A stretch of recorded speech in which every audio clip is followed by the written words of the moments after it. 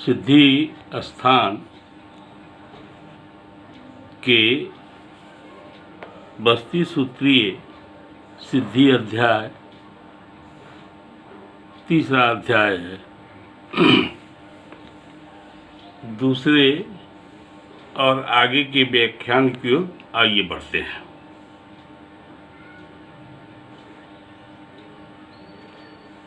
श्लोक 19 और 20 का आधा श्लोक तक चर्चा हुई थी। अब आइए 20वें, 21वें, 22वें श्लोक पर, जिसमें बस्ती की टेक्निक बताई गई है।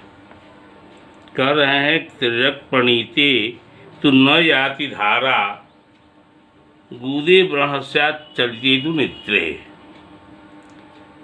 दत्तः समेर न असयमयति बस्ती कंठम प्रधावत्य अति पीड़ितश्च।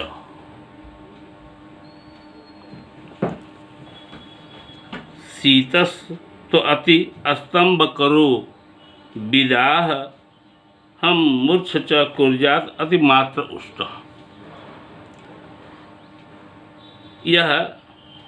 यहाँ आचार्य बस्तियों के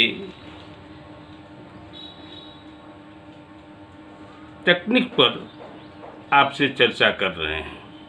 कह रहे हैं कि यदि बस्ती की नली तिरछी करके लगाई जाए गुदा में और औषधि की धार ठीक ठीक नहीं प्रविष्ट होती है, तो यदि बस्ती लगाते समय नली हिल जाए तो गुदा में व्रण हो जाते हैं। यदि धीरे धीरे बस्ती दबा करके औसत चढ़ाया जाए तो औसत पक्वाशय तक नहीं पहुंच पाता है।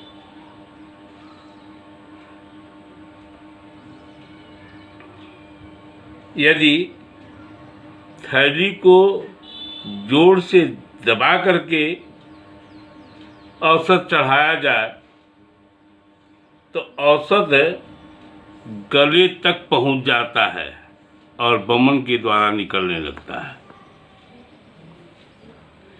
यदि बस्ती का औषध शीतल हो तो यह जड़ता उत्पन्न कर देता है, जड़ता आ जाती है इसमें।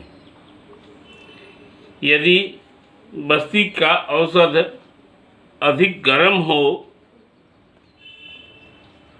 कुर्यात् अतिमात्र उष्ण, तो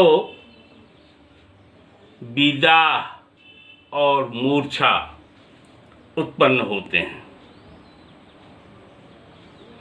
यदि बस्ती के औषध अधिक स्निग्ध हों तो उससे भी अंदर जड़ता उत्पन्न हो जाती है।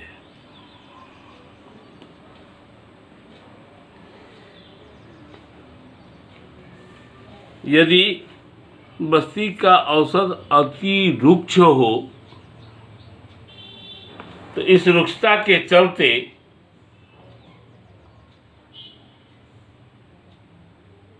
वायु का प्रकोप हो जाता है। यदि औषध पतली हो और उसकी मात्रा अल्प हो या उसमें नमक न मिलाया गया हो तो वह बस्ती अपना कार्य नहीं करती, या उसे ही अयोग बस्ती कहते हैं। यदि औषध अधिक मात्रा में हो तो अति योग हो जाता है। औषधि यदि गाढ़ी हो तो पक्वाशय में क्षोभ उत्पन्न हो जाते हैं। यदि औषधि की मात्रा में नमक अधिक हो जाए तो उदर में दाह और अतिसार रोग उत्पन्न हो जाते हैं।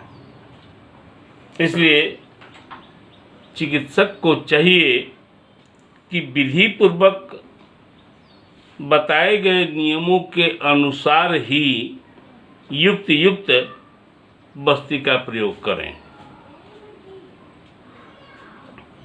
यहाँ आचार्य अब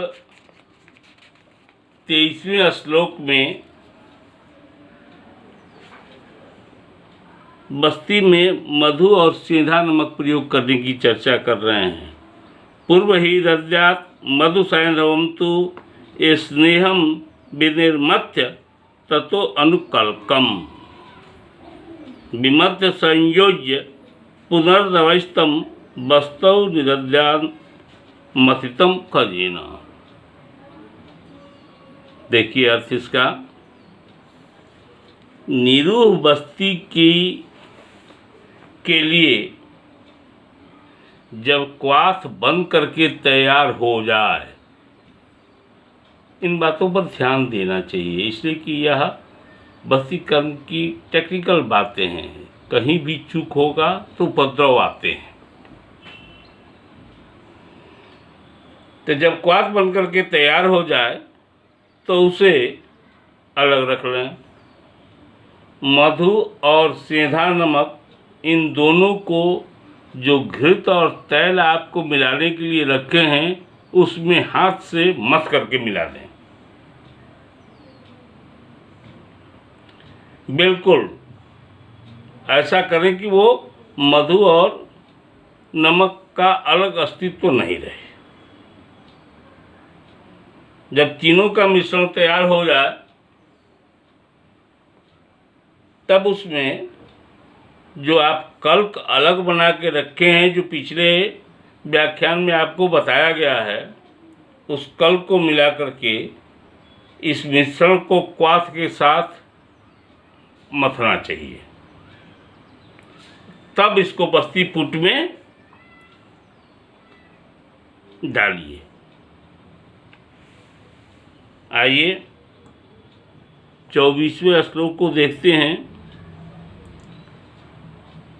वामाश्रे ही ग्रहणी गुदे च तत्पार्श्व संस्थस्य सुखोपलब्धि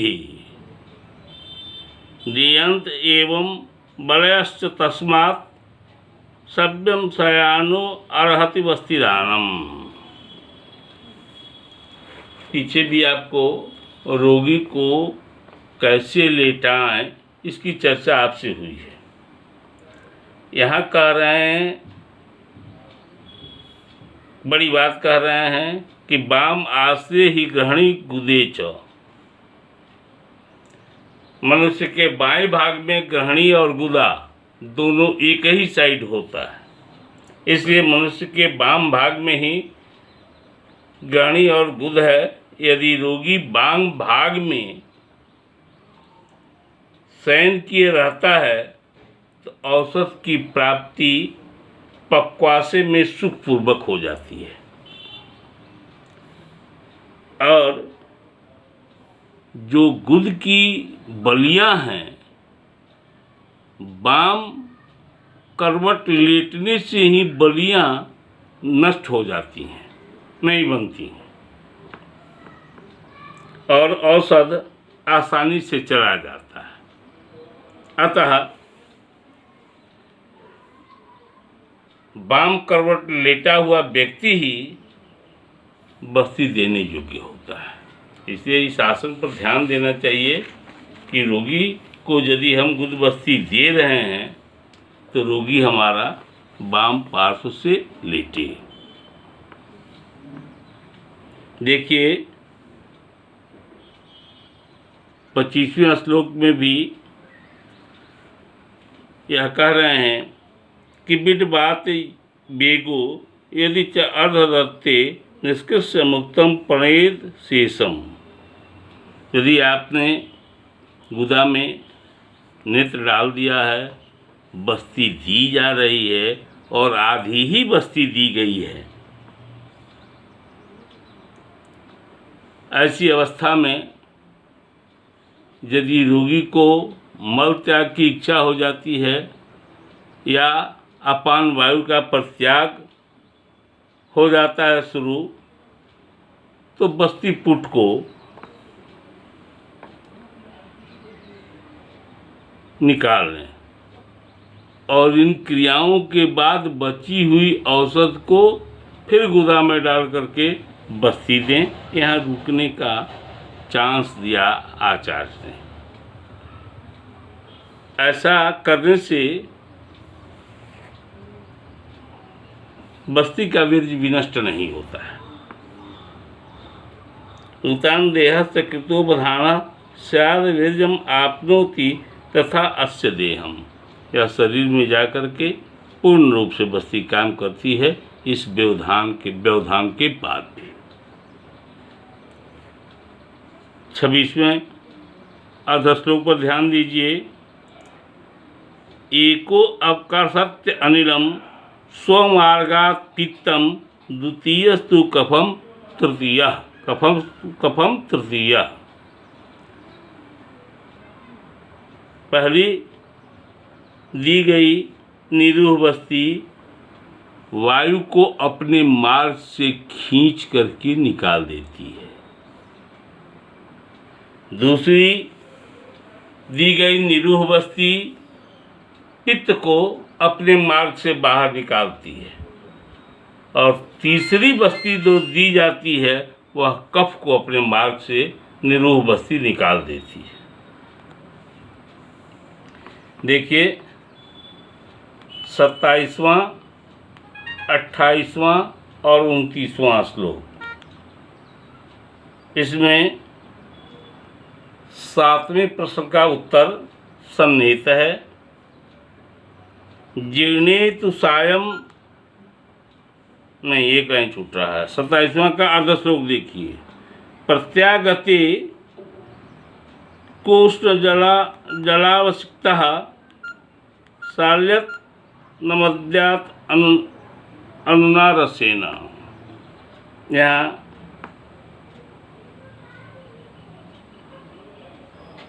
कह रहे हैं आचार्य कि दी हुई निरूह बस्ती की औषध निकल आवे तब कुछ गर्म जल से स्नान, गर्म जल का अर्थ यहाँ कोष्ण जल है, के बाद मांस रस से साली चावलों का भात रोगी को खाने के लिए देना चाहिए। जीर्णे तु सायं लघुच अल्पमात्रम भुक्तो अनुवासस्य परिबृंहणार्थम। निरूह बस्ती देने के बाद किए गए भोजन का पूर्ण रूप से पाचन हो जाए तो सायंकाल हल्का और अल्प मात्रा में भोजन कर लेने के बाद शरीर में बल की वृद्धि होती है। ऐसी अवस्था के लिए अम्ल और वातनाशक द्रव्यों से सिद्ध किए गए हुए तेल से अनुवासन बस्ती देना चाहिए।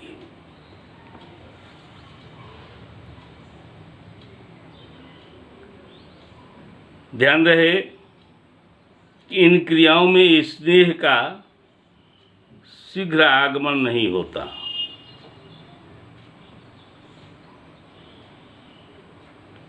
अतः रोगी को उतान लेटा दें।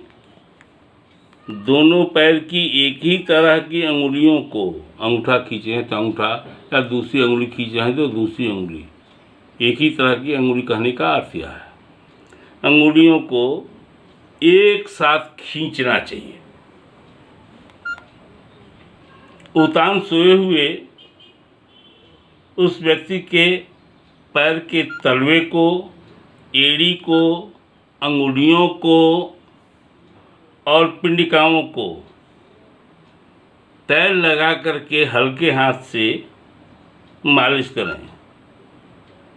तथा अन्य किसी अंग में भी रोगी वेदना की बात कह रहा है या दुख रहा है, इस तरह की चर्चा कर रहा है, तो वहाँ भी हल्के हाथ से तेल मालिश करना चाहिए और उसके बाद रोगी को तकिया लगा करके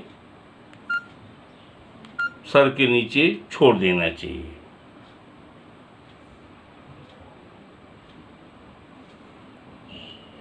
आइए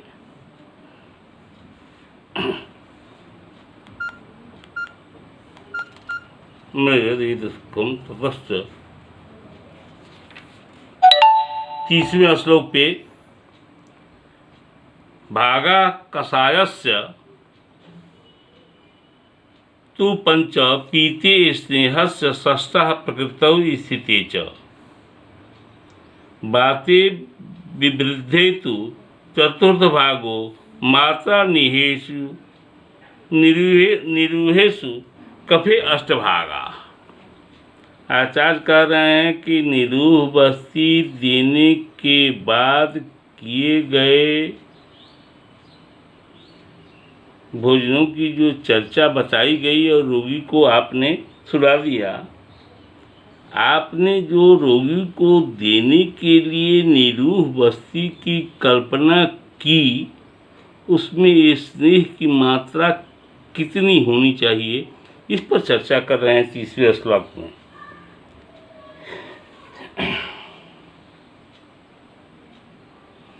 निरूह बस्ती के निर्माण में दोषानुसार औसत द्रव्य का क्वाथ 5 भाग। यदि पित्तज विकृति हो या स्वस्थ पुरुषों में निरूह बस्ती देना हो तो स्नेह का 6ठा भाग होगा। यदि वातज विकृति में निरूह देना है तो स्नेह का 4था भाग होगा। यदि कफज विकृति में देना है तो स्नेह का 8वां भाग देते हैं।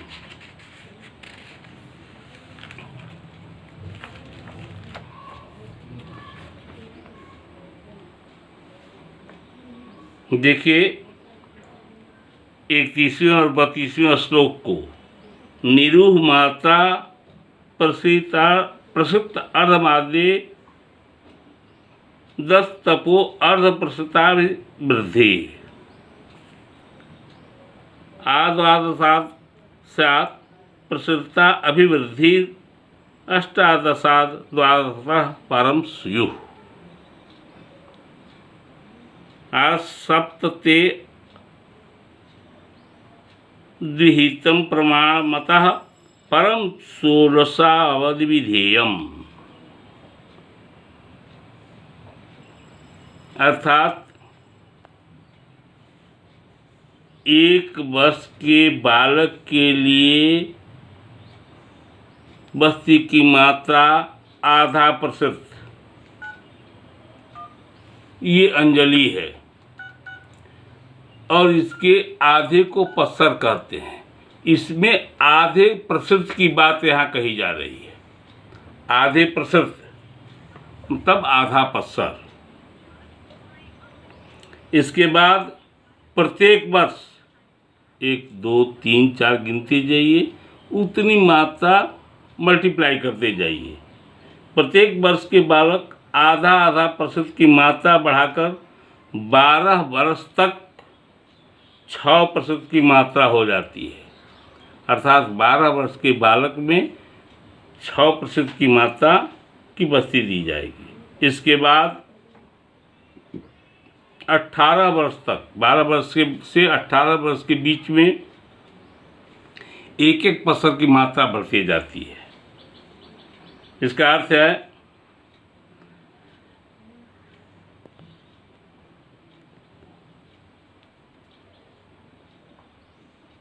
18 वर्ष में 12% की मात्रा हो जाएगी और 18 वर्ष से लेकर 70 वर्ष तक के आयु के व्यक्तियों में 12% की ही मात्रा निर्धारित की गई है। 12% की ही मात्रा दी जाएगी। 70 वर्ष के ऊपर वाले उम्र के रोगियों में 16 वर्ष के आयु के समान 10% की मात्रा दी जाएगी। इस प्रकार 12% तक निरूबस्ती का मान बताया गया है और बालक वृद्ध में मृदु निरूबस्ती की कल्पना करनी चाहिए। उसमें ऐसी औषधियाँ हों जो मृदु निरू हों।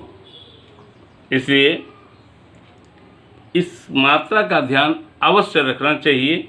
आगे आइए 33वें श्लोक को देखते हैं।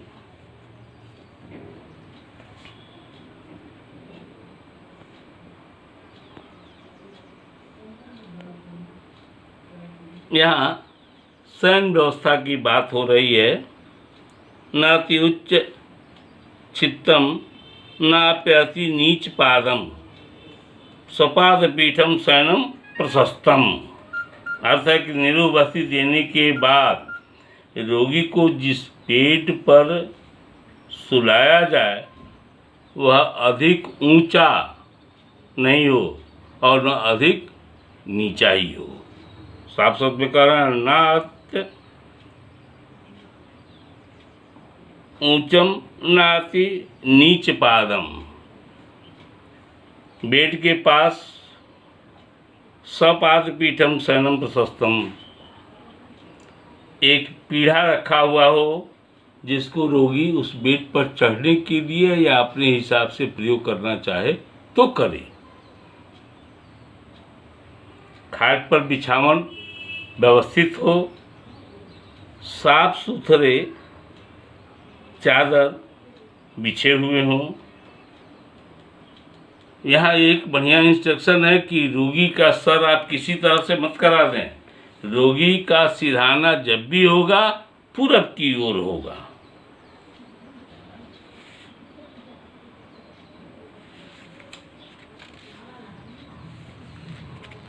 इसलिए रोगी का सिरहाना पूरब के तरफ ही रखना चाहिए। आइए 34वें श्लोक पे चर्चा करते हैं। यह रोगी के भोजन के संबंध में है। भोज्यम पुनर्व्याधिम अवेक्ष्य तद्वत् प्रकल्प एद यूस पयोरसादई सर्वे सुविद्याद विधिमेतवाद्यम वक्ष्यामि वस्तीन उत्तरीयान। 34वें श्लोक में कह रहे हैं कि रोगी की अवस्था को देख करके उनके अनुसार जूस, दूध, मांस रस के साथ भोजन कराना चाहिए। सभी प्रकार की निरीह बस्तियों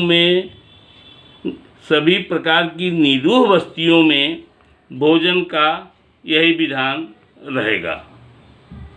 अब इसके बाद उत्तर बस्ती की चर्चा होगी। इसलिए यह व्याख्यान यहीं समाप्त होता है। अब हम 35वें श्लोक से उत्तर बस्ती के संबंध में जानेंगे। धन्यवाद।